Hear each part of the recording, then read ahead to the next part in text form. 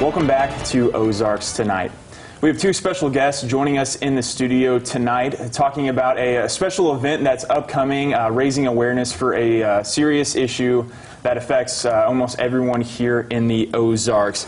Mandy Vella from Burrell Behavioral Health is here, and Matt Wagner from Drury is here. Matt, tell us why y'all are here today. You guys are going to have a charity soccer game raising awareness for mental health. Tragically, last year we lost one of our teammates, friends, to a battle with mental illness.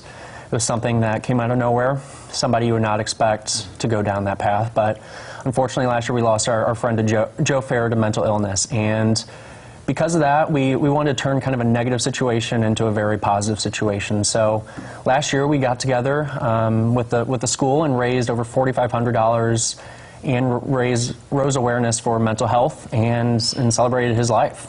One of the things that, because we talk about mental health a lot here on the program, and it's one of those things you sometimes never know when someone around you is dealing with that problem.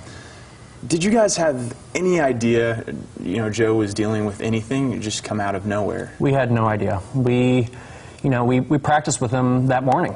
And it was just like any morning practice.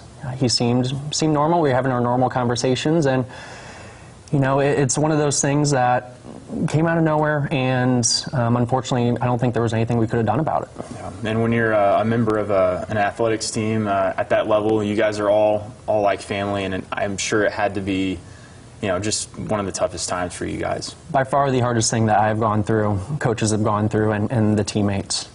Joe was a spark in everybody's life. He had that dynamic personality and very charismatic personality that he wanted to include everybody. He wanted everybody to, feel loved and to know that he's there for them. And not having him in our lives, it's hard, but we're reminded of his presence every single day. When the sun comes up, we know he's looking down on us.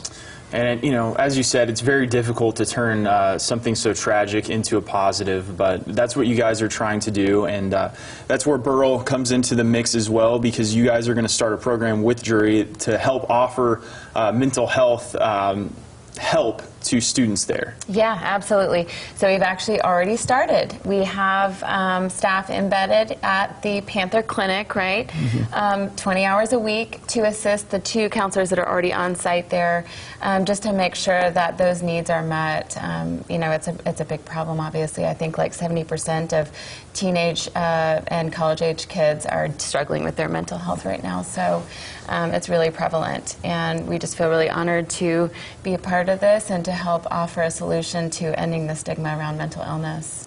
Often you hear, like 9 out of 10 situations, people don't seek help for mental health for maybe the first 10 years that they're dealing with issues.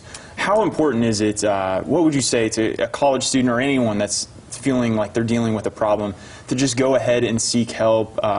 It's not an embarrassing situation. Right. Just go talk to someone. Right. I feel like to me it's the same thing as if your back is hurting, or if you're feeling like you have a cold coming on.